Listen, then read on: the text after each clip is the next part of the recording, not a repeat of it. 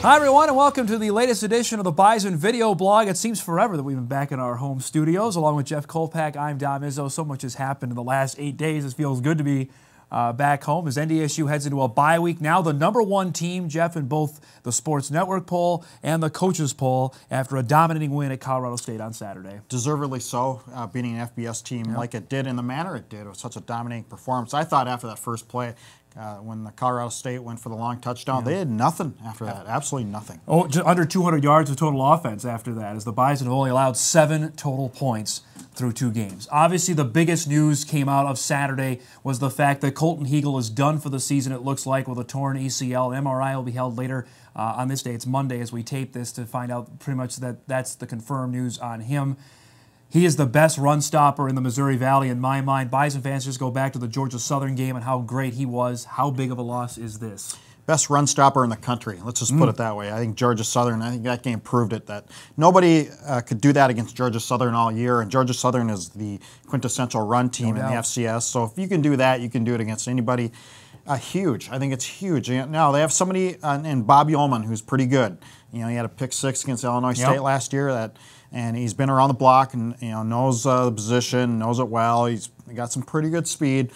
Pretty good player, but it's still not Colton Heagle. And that's the thing. He filled in when Heagle missed 5 games last year between the broken thumb and the concussion that he suffered against Minnesota. And Ullman stepped up, but also you have to remember he's been getting reps at linebacker just because of how short they are at that spot. Now he's going back and playing strong safety. Is there any worry about adjustment? Obviously with the bye week, that's going to help to have basically 13 days to get ready for the next game with Prairie View. I think what it does is it makes Esley Thornton's emergence at linebacker all the more important. Right. And they stress that this week. With the off week, one of the things they're really going to work on is getting Esley Thornton as many reps as he can. Now, he's been slow with a hamstring injury. We didn't know that until today.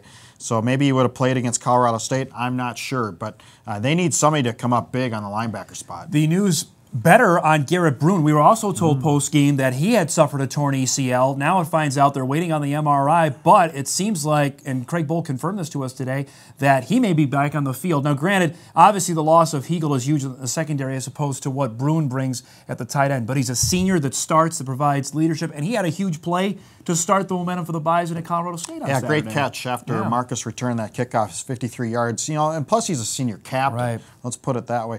Tight end's a relatively deep spot. You know, it's not like, and they're all, I think, similar in ability, all 3 or 4 of the guys there. Not like Veldman, you know, who losing Veldman at tight end last year would have been a bigger deal.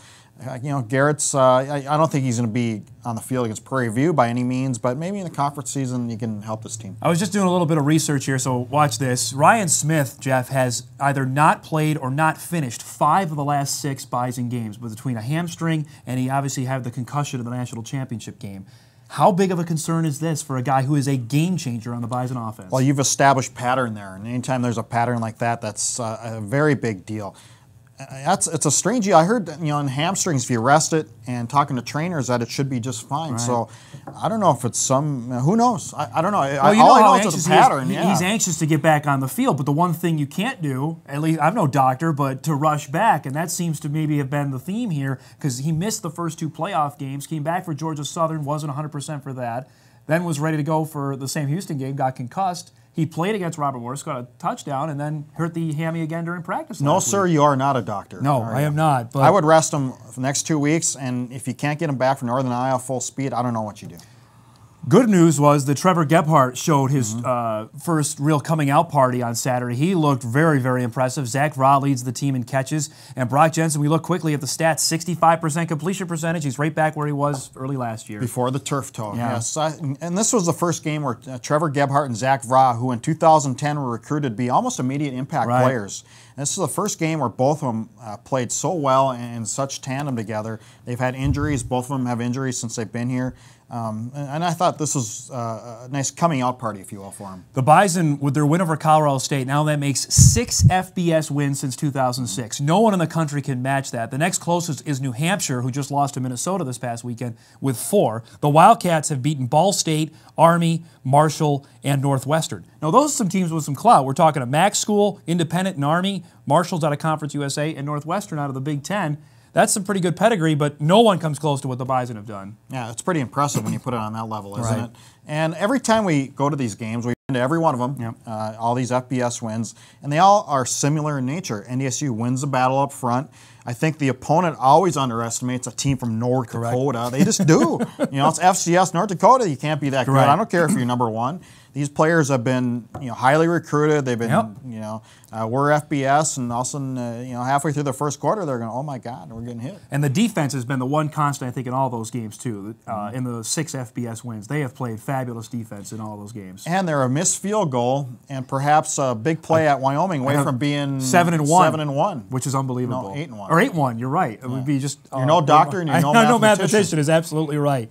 Obviously, the biggest news last week was what happened with the petition fraud charges. Craig Bohl reiterated what Gene Taylor told Kevin Schnepp on Saturday, that there will be no suspensions for the players. He did say that does not mean there will not be any punishment handed out to his team. He also said he has some information he's not willing to share, that more will come out as time develops. Obviously, this is a hot button issue that people on each side will say, well, how can they not have been suspended when Brandon Jemison got kicked off the team? Vice versa, you're saying, well, the Bisons, maybe this isn't as big as a deal as it's been made out to be. Where do you stand on this? It's a tough deal because there's no easy way, no answer for it. There's so many forks in the road now. And the AD comes out and says that suspensions are off the table. Yeah. Well, that's what the head coach said today. Doesn't mean something else is going to happen. I don't know, what is that, running? Who knows what? And the fact he comes out today and says there's something more out there, but I can't tell you. Well, I'm all ears. Yeah, I'm curious to what that information is. I just in suspensions, you just got to do the right thing. What is the right thing to do here in a lot of these cases? It's not cut and dried. NDSU is not the court of law. It's its own football team. They can do discipline they want. How they want to. Craig Bohl suspended or done 26 players since he started here. And I don't think there's been any real second guessing of the way he's handled things up until this point. Now, this is a doozy. Yeah. It's caught national headlines. Yeah. It really has. And, I'm going to wait till it's all done. But right now, my inclination is one game. I just think maybe Robert Morris, there's clearly something that went wrong here. Yeah, and that's something that is going to hang over this team no matter what the football team wants or the athletic department wants. It's going to be there for a while. It's not going away anytime soon.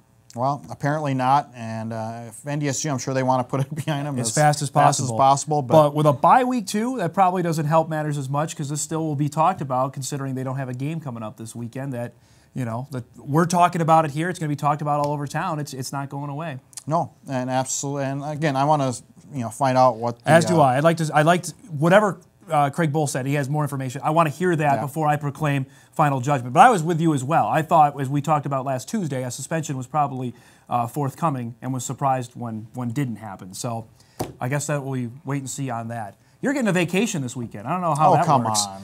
But you're not vacationing from our FCS picks. You've got a 3-game lead on me through 2 weeks, as you took Montana. As it should be. Once again, Montana. Here it goes. You're showing your pedigree. You're already you're panicking. I am. Before we go, though, Youngstown State, Illinois State, and the Bison, all from the Valley, all have FBS wins. It's going to be a doozy of a conference season. Missouri Valley is without a doubt the best conference in FCS conference in the country right now. In the early going, they've proven it. They have the defending national champion. I think Illinois State and Youngstown are going to make a run in the playoffs. Yes, no question. Good stuff there. That'll wrap up the latest edition of the Bison Video Blog. Off week for NDSU this Saturday. We're back next week to get ready for Prairie View.